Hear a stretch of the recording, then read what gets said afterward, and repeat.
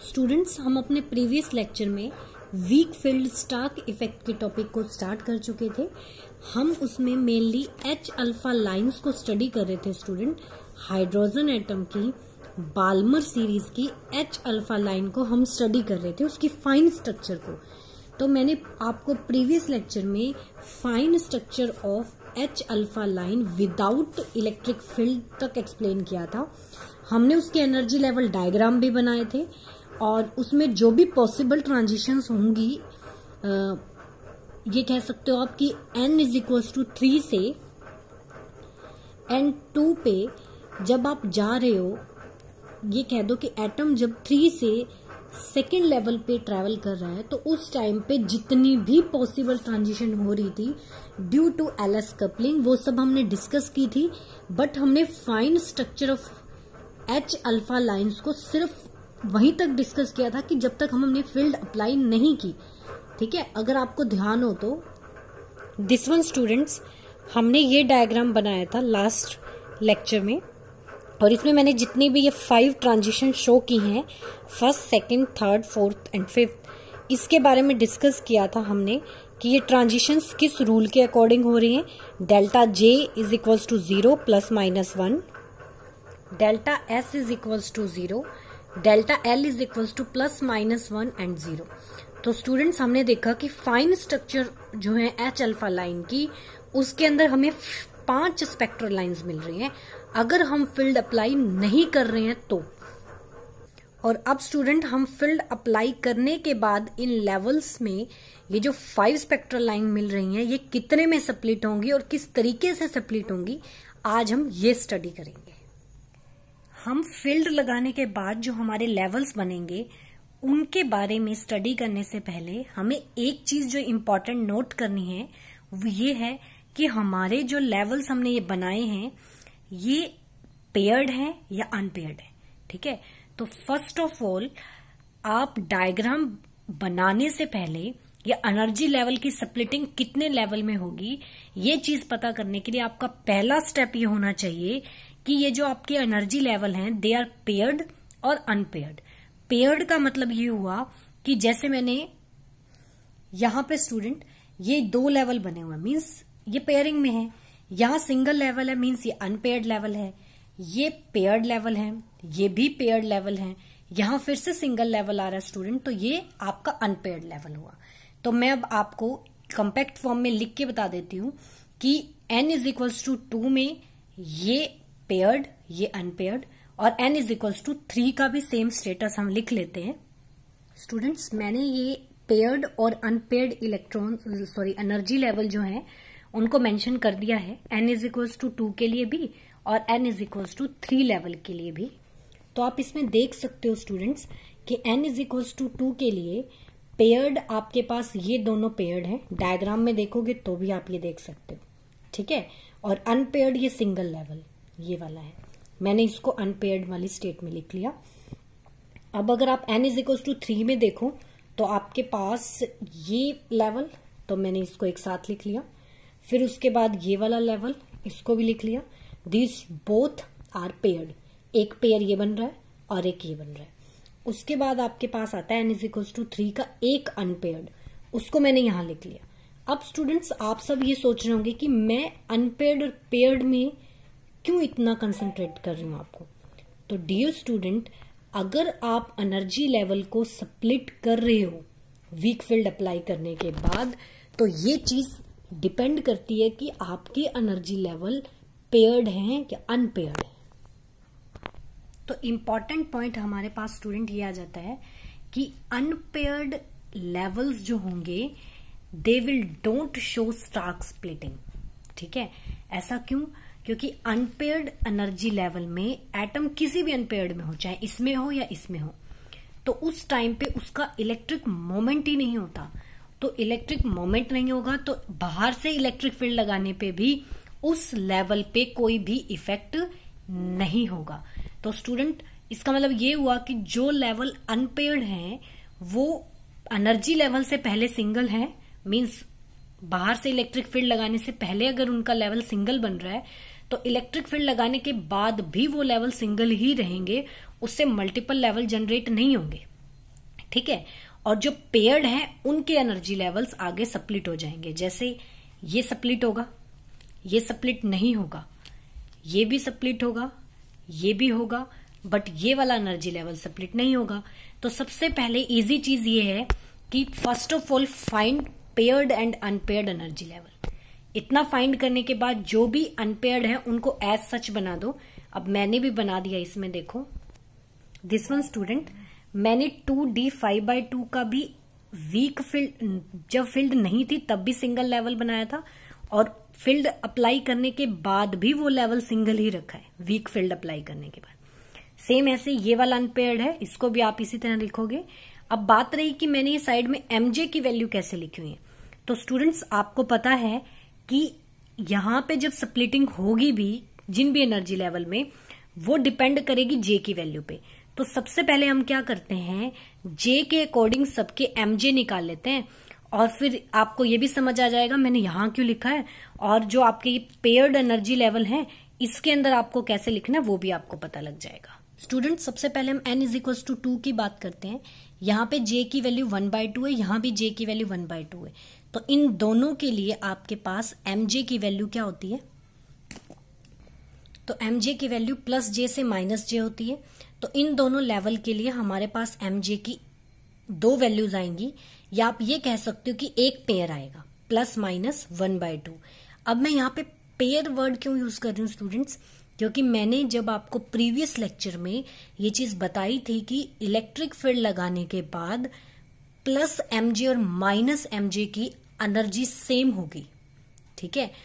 ऐसा जीवन में नहीं था, तो मैंने वहां पे दोनों वैल्यूज को सेपरेट लेकर ही स्टडी किया, बट यहां मैं इनको पेयर के फॉर्म में लेकर चलूंगी स्टूडेंट्स, क्योंकि mj +-mj के लिए सेम एनर्जी होती है, इसलिए हम ये कह सकते हैं कि इन दोनों के लिए आपके पास सेम पेयर बन रहा है। 2s1/2 के लिए भी और 2p1/2 के लिए भी ये एक पेयर बन गया आपका। अब अगर आप इसकी बात करो तो इसमें भी +j से -j जाना पड़ेगा आपको, तो आपके पास mj की वैल्यूज बनेंगी +-3/2 और +-1/2। तो स्टूडेंट्स आपका फाइनल लेवल जो है उसकी 3 स्टेट्स हैं, और मैंने उसकी mj की वैल्यूज लिख ली हैं। अब इस अकॉर्डिंग हम एनर्जी लेवल डायग्राम बना लेते हैं, फिर n = 3 की बात करेंगे। तो इस तरीके से स्टूडेंट्स ये लेवल आपके पास जो अनपेयर्ड है उस लेवल को मैंने सिंगल ही रखा, और जो भी पॉसिबल mj की वैल्यूज थी अभी आपने निकाली, वो चारों वैल्यूज, 4 वैल्यूज बोल दो या 2 पेयर बोल दो आप। एक पेयर हो गया +-1/2, एक पेयर हो गया +-3/2।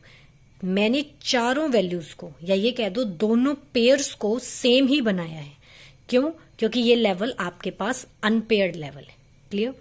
अब इसके बाद बात आती है n = 2 में इन दोनों की। अब ये दोनों तो पेयर्ड लेवल हैं, पेयर्ड हैं तो इलेक्ट्रिक फील्ड लगाने के बाद स्प्लिटिंग तो होगी। अब हमने यहाँ पे mj की वैल्यू निकाली तो +-1/2 आ रही थी स्टूडेंट्स। तो इससे क्लियर हो रहा था हमें कि ये स्प्लिट होगा, 2 स्टेट्स है ना, तो एक स्टेट के +-1/2 अप जाएंगे और एक के डाउन। तो इस तरीके से इस लेवल से हमें 2 एनर्जी लेवल मिल गए। अब स्टूडेंट्स ये बात तो हमने की फाइनल लेवल की n = 2 की, जहां हमारे पास 2 एनर्जी स्टेट थी और अब हमारे पास 3 एनर्जी स्टेट्स हैं। बट ध्यान रखना कि +- वाली टर्म्स को अलग नहीं करना स्टूडेंट्स, क्योंकि ये चीज मैंने आपको प्रीवियस लेक्चर में बार बार रिपीट की है कि इलेक्ट्रिक फील्ड लगाने के बाद +mj और -mj की वैल्यू सेम रहेगी एनर्जी की, तो आपको सेम वो शो कर दिया। अब बात आती है स्टूडेंट्स n = 3 के इन लेवल्स की। अब मैं इन लेवल के लिए भी mj निकाल लेते हैं हम, और फिर एनर्जी लेवल डायग्राम में उसको शो कर देते हैं।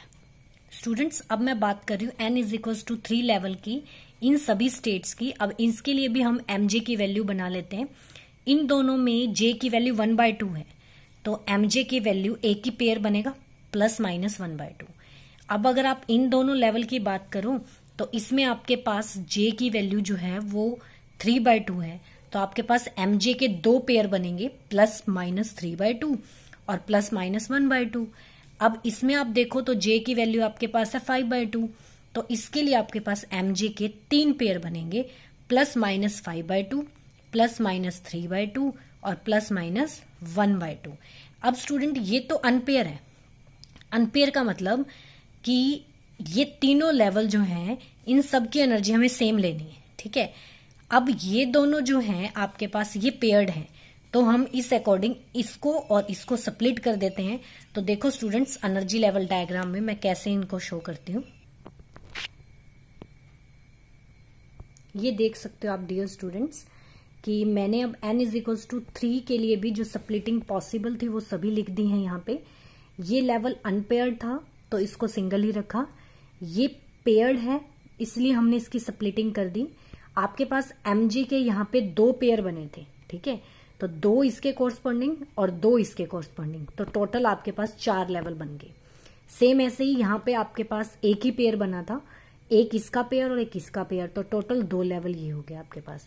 तो हम यहाँ पे ये कह सकते हैं स्टूडेंट्स कि हमारे ये 3 लेवल्स जो हैं ये 7 लेवल में स्प्लिट हो गए और ये 2 लेवल 3 लेवल में स्प्लिट हो गए। अब हम देखते हैं कि हमारी स्पेक्ट्रल लाइंस कितने में स्प्लिट हुई। आप देखो आपके पास टोटल स्पेक्ट्रल लाइन जो फाइन स्ट्रक्चर में है वो विदाउट फील्ड 5 है, ठीक है।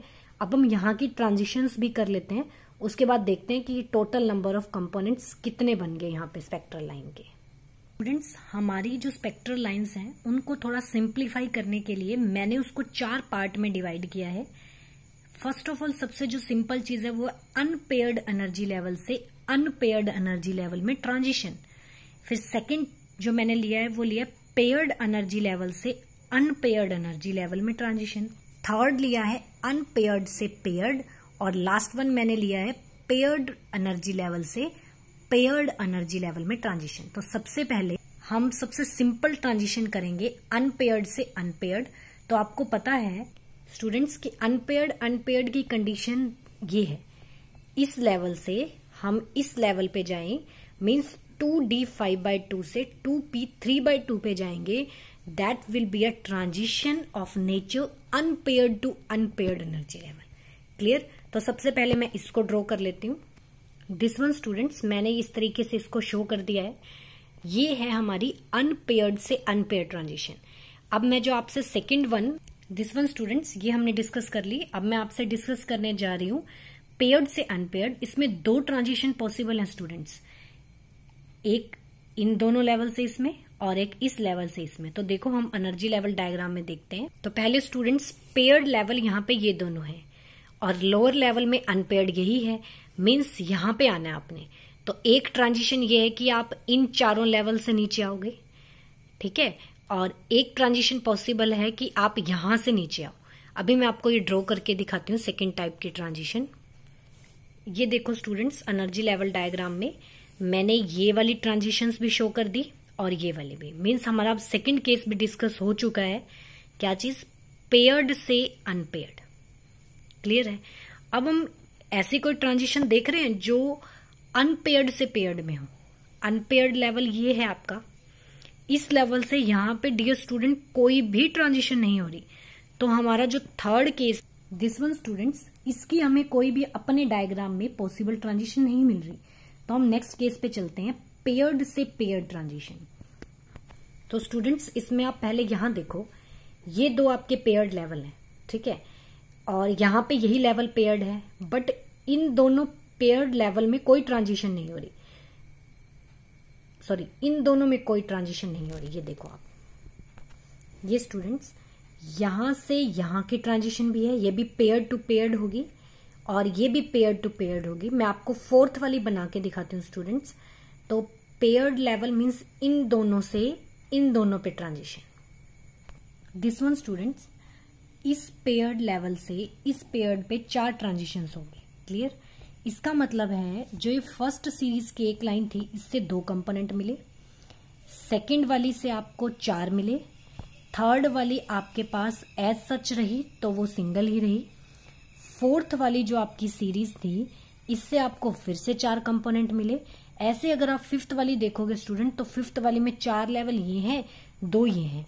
तो इन चारों से अपर पे भी शो कर देना सारी ट्रांजिशन, इन चारों से लोअर पे भी शो कर देना, तो टोटल आपके पास 8 हो जाएंगी। तो वो फिफ्थ के लिए हो जाएगा। क्लियर है? तो ये आपके पास है कि वीक फील्ड लगाने के बाद ये पांचों लाइंस जो आप देख रहे हो फाइन स्ट्रक्चर, ये कितने कंपोनेंट में स्प्लिट होगी। क्लियर है। बस स्टूडेंट इस डायग्राम को याद रखने का तरीका यही है कि सबसे पहला स्टेप क्या करना है कि लेवल पेयर्ड अनपेयर्ड निकाल लो। जो पेयर्ड हैं उनको एक बार छोड़ो, पहले अनपेयर्ड को एज सच ड्रॉ कर लो, ठीक है, और उनकी एमजे की जो वैल्यूज हैं वो उसके सामने रख दो। फिर बात करो पेयर्ड की, तो पेयर्ड में आपके पास एमजे की जितनी भी वैल्यू आ रही है एक लेवल के लिए वो डाउन कर दो और एक के लिए अप कर दो। इतना करने के बाद अब एनर्जी लेवल्स तो बन गए हमारे। फिर उसके बाद आप ट्रांजिशंस को 4 पार्ट में डिवाइड करो। 2 ये होगी, अनपेयर्ड से अनपेयर्ड सबसे सिंपल होती है, फिर पेयर्ड से अनपेयर्ड देखो कहाँ कहाँ है, आप अनपेयर्ड से पेयर्ड देखो, और नेक्स्ट सबसे कॉम्प्लिकेटेड होती है पेयर्ड से पेयर्ड, फिर उनको देखो। इस तरह से सारी डिस्कस करने के बाद आप टर्न वाइज उसको डायग्राम में प्लॉट कर दो। स्टूडेंट्स ऐसे 4 पार्ट में डिवाइड करने का पर्पज यही है कि इतनी सारी ट्रांजिशंस आपको क्रैम नहीं करनी पड़ेंगी, वो अपने आप ही टेबुलर फॉर्म में आपके पास डिवाइड हो जाएंगी। तो स्टूडेंट्स आज हमने ये जो आर्टिकल किया, तो आज हमारा ये weak field Stark effect complete हो गया। स्टूडेंट्स तो आज हमने कंप्लीट किया वीक फील्ड स्टार्क इफेक्ट। हम प्रीवियस लेक्चर्स में स्टार्क इफेक्ट के बारे में क्या क्या स्टडी कर चुके हैं, definition, important application, main features of Stark effect, Zeeman और स्टार्क में क्या डिफरेंस है, और आज हमने किया वीक फील्ड स्टार्क इफेक्ट। आपके लिए सिलेबस के अकॉर्डिंग इतना सफिशिएंट है, आप इन टॉपिक्स को अच्छे से कर लेना। नेक्स्ट लेक्चर में हम मॉलिक्यूलर स्पेक्ट्रा के बारे में डिस्कस करेंगे, इलेक्ट्रॉनिक स्पेक्ट्रा के बारे में डिस्कस करेंगे। तब तक आप इनको अच्छे से कर लो, एनर्जी लेवल डायग्राम को अच्छे से समझ लो। अगर आपको फिर भी कोई डाउट होता है तो आप मुझसे पूछ लेना। अगर इसको आप समझ के करोगे ना स्टूडेंट, तो इससे सिंपल कुछ नहीं है, लेकिन अगर हम इसको कॉम्प्लिकेटेड करके करें तो टफ आएगा। जैसे मैंने आपको स्टेप बाय स्टेप बताया है वैसे ही करना है कि पहले लेवल देखो कि पेयर्ड एंड पेयर्ड है, फिर ड्रॉ करो, फिर एमजे देख लो, फिर उसके बाद ट्रांजिशन को 4 पार्ट में डिवाइड कर दो। इस तरीके से आपने करना है स्टूडेंट्स।